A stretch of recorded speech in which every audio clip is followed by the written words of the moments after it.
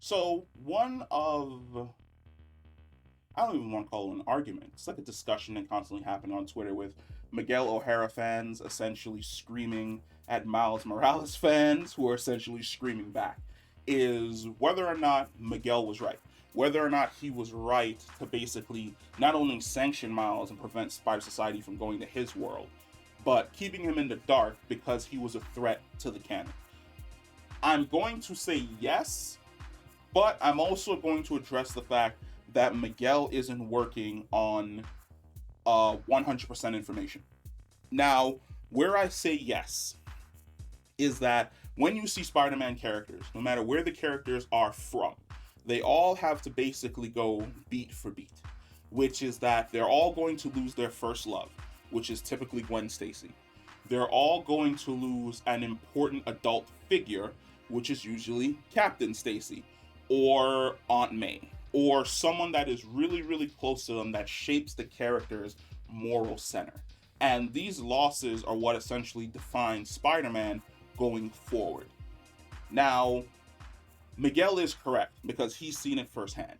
That breaking of the canon causes destruction that wipes out an entire reality. And if you're the Spider Man that causes that, you are responsible for the billions, if not trillions, of lives that you essentially erased because you are going against canon. And for a lot of the Spider-Men that essentially signed up for Spider Society going in, that is the stance that they've essentially all taken, which is that if we go against the canon, we destroy everyone's lives. So we have to take that burden upon ourselves that we are not going to be able to live happy lives, that we are not going to be able to live fulfilling lives with the ones we love, surrounded by our friends, that we are going to be losing people as we continue to help people as Spider Man. He's right, because that is typically how everything rolls going forward. Here is the problem. If Miguel had taken a step back and he had looked around, he would have saw that Miles had already changed the canon, which is he changed the canon for Peter B. Parker.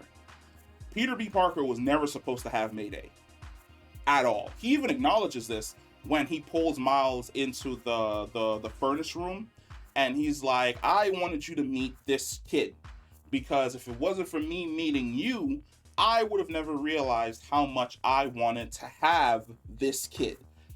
If he had never visited or get snatched into Miles's world, he would have never found the courage to basically get back together with his version of Mary Jane Watson to turn around and have Mayday. Miles changed Peter's canon.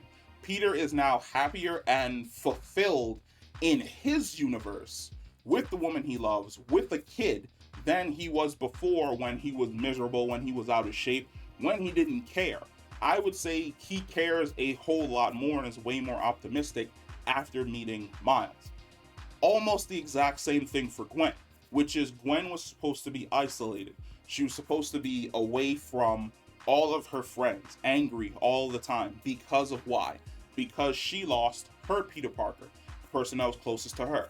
Instead of that happening, she meets Miles, she meets friends, she opens up, which is why when she ends up back with Inspire Society, she has all of these different friends that she connects with. Now, she's unable to connect with the people back on her Earth because she's still kind of like walled off and keeping them away because she's Spider Woman, but at the exact same time, she isn't as jaded as she was when she first ended up in Miles's universe, which they got to explain how Gwen ended up in Miles's universe and then enrolled in like the most prestigious academy in all of New York within a week with like no information whatsoever. Like, you ain't even from here. You ain't even got a social security card.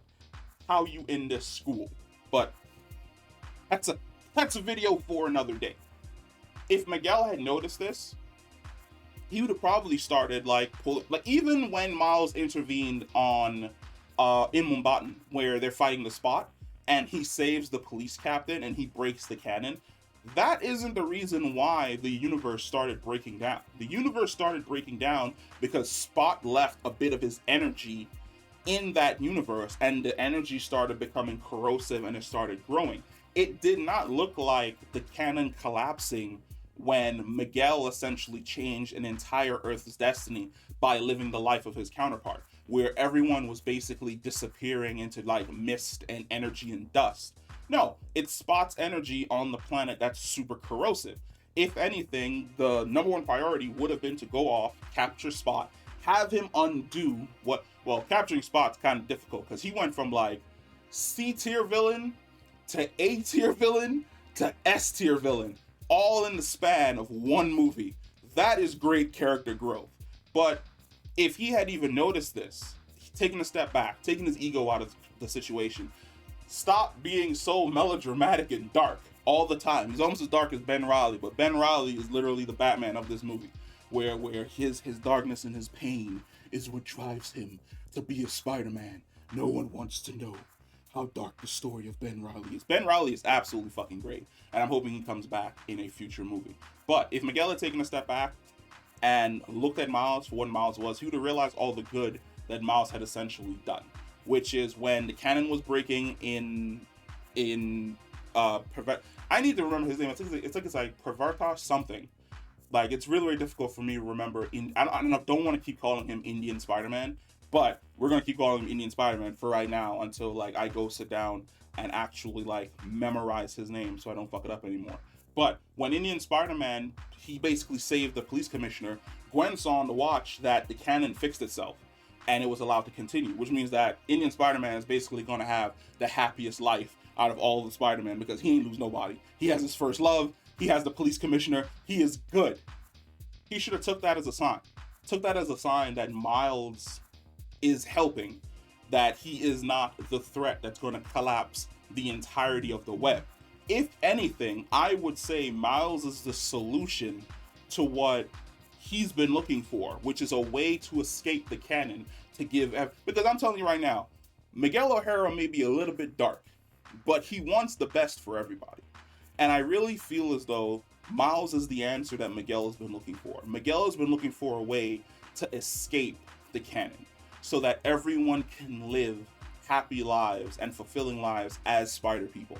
And Miles being able to shift the canon because he was never supposed to be Spider-Man and having the canon correct itself might be the route that he's looking for. It might be the handout that he needs in order to basically, I think for the most part, that's why the next movie is called Beyond the Spider-Verse, because Miles is going to shatter the entire web and he's going to free everyone to basically be the best version of the Spider people that they want to be. Allow them to go out and save people, but then also make the tough decisions and save the ones that they love without having to sacrifice the ones that they love for everyone else. Like he said, like Spider-Man exists to help everyone. Even if like there's a 1% chance that that person is not going to make it, as Spider-Man, you're still going to jump in there and try your hardest to nail that 1% to save those people. And I'm really hoping that that's what we get in the next movie. Like, whoo! Love it. Absolutely love this movie. But let me know what you think about my theory. Comment down below, and I will catch you in the next one. Peace.